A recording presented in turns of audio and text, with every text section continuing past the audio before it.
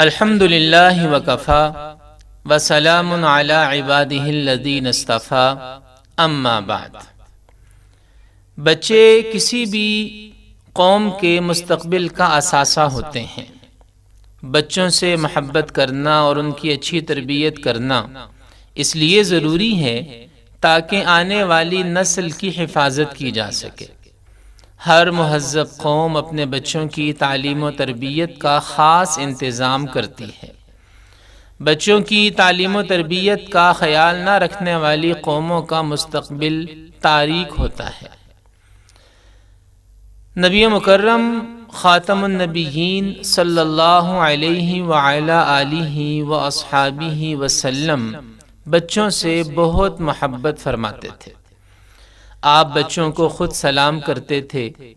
اگر آپ نماز میں کسی بچے کے رونے کی آواز سن لیتے تو نماز کو مختصر کر دیا کرتے تھے۔ جب کوئی نومولود بچہ آپ کی خدمت میں لایا جاتا تو آپ اس کے سر پر ہاتھ پھیرتے، اسے گھٹی دیتے اور اس کے لیے برکت کی دعا فرماتے۔ حضور صلی اللہ علیہ وسلم کو سب بچوں سے ہی محبت تھی، لیکن آپ علیہ السلام خاص طور پر اپنے ننھے نواسوں سے بہت محبت فرماتے تھے۔ آپ اکثر انہیں اپنے ساتھ رکھتے تھے۔ حضرت اسامہ بن زید رضی اللہ عنہ کہتے ہیں کہ ایک رات میں نے کسی ضرورت سے نبی کریم صلی اللہ علیہ وسلم کے دروازے پر دستک دی۔ آپ باہر تشریف لائے تو آپ نے چادر اوڑھی ہوئی تھی۔ مجھے معلوم نہیں تھا کہ اس چادر کے نیچے کیا ہے۔ جب میں واپس جانے لگا تو میں نے عرض کیا کہ آپ نے یہ چادر کس پر اوڑھ رکھی ہے؟ آپ صلی اللہ علیہ وسلم نے چادر اٹھائی تو میں نے دیکھا کہ آپ نے حسن اور حسین رضی اللہ عنہما کو اٹھا رکھا تھا۔ پھر آپ نے فرمایا، یہ دونوں میرے بچے ہیں اور میری بیٹی کے بیٹے ہیں۔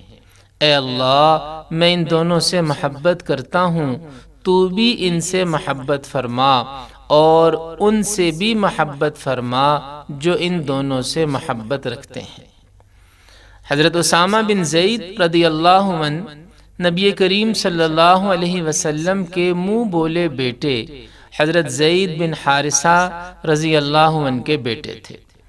نبی کریم صلی اللہ علیہ وسلم ان سے بہت محبت فرماتے اور ان کی تربیت فرماتے تھے۔ آپ علیہ السلام کی اسی تربیت کا نتیجہ تھا کہ حضرت اسامہ بن زید رضی اللہ عنہ نے اسلام کی لازوال خدمت انجام دی۔ آپ کے مقام و مرتبہ کا اندازہ اس بات سے لگایا جا سکتا ہے کہ حضور اکرم صلی اللہ علیہ وسلم نے ایک مرتبہ انہیں ایک ایسے لشکر کا امیر مقرر فرمایا تھا جس میں حضرت ابو بکر اور حضرت عمر رضی اللہ عنہما جیسے بڑے صحابہ موجود تھے۔ اسی طرح حضرت جعفر رضی اللہ تعالی عنہ نے جنگ موتا میں شہادت کا رتبہ حاصل کیا۔ جب حضور علیہ السلام نے ان کی شہادت کی خبر ان کی بیوی کو دی تو ساتھ میں یہ خوشخبری بھی سنائی کہ اللہ تعالیٰ نے حضرت جعفر رضی اللہ عنہ کو اڑنے کے لیے پر عطا کیے ہیں، وہ جنت میں ان پروں کے ساتھ اڑتے پھرتے ہیں، اور اسی وجہ سے حضرت جعفر رضی اللہ عنہ کا لقب طیار ہے، یعنی اڑنے والا۔ حضرت جعفر رضی اللہ عنہ کے بیٹے حضرت عبداللہ بن جعفر رضی اللہ عنہ اپنا زیادہ وقت حضرت محمد مصطفیٰ صلی اللہ علیہ وسلم کے ساتھ گزارتے تھے۔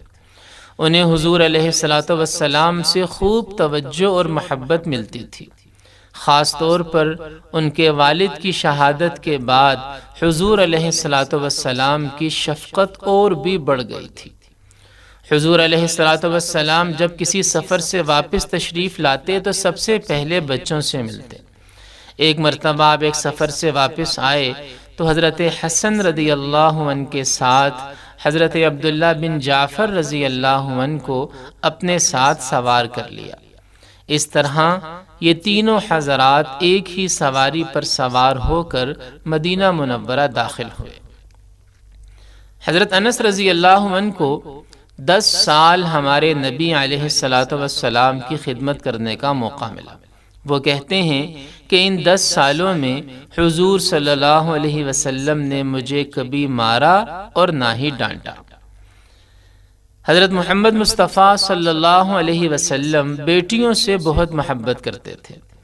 آپ علیہ الصلاۃ والسلام سے پہلے عرب کے لوگ بیٹی کی پیدائش کو اچھا نہیں سمجھتے تھے، لیکن حضور علیہ الصلاۃ والسلام نے لوگوں کو بتایا کہ جو شخص بیٹی سے محبت کرے گا اور اس کی اچھی تربیت کرے گا، اللہ تعالیٰ اسے جنت میں میرے قریب رکھے گا۔ حضرت زینب رضی اللہ عنہا کی بیٹی حضرت امامہ سے ہمارے نبی علیہ الصلاۃ والسلام بہت محبت فرماتے تھے۔ بعض اوقات آپ نماز ادا کر رہے ہوتے تو آپ کی ننھی نواسی آپ کے مبارک کندھوں پر سوار ہو جاتی۔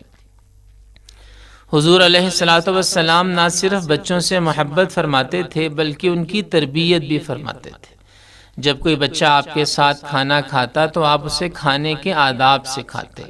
آپ بچوں کو اچھی اچھی نصیحتیں بھی فرماتے اور اپنے صحابہ کو بھی بچوں کے ساتھ اچھا سلوک کرنے، ان سے محبت کرنے اور ان کی تربیت کرنے کا حکم فرماتے تھے۔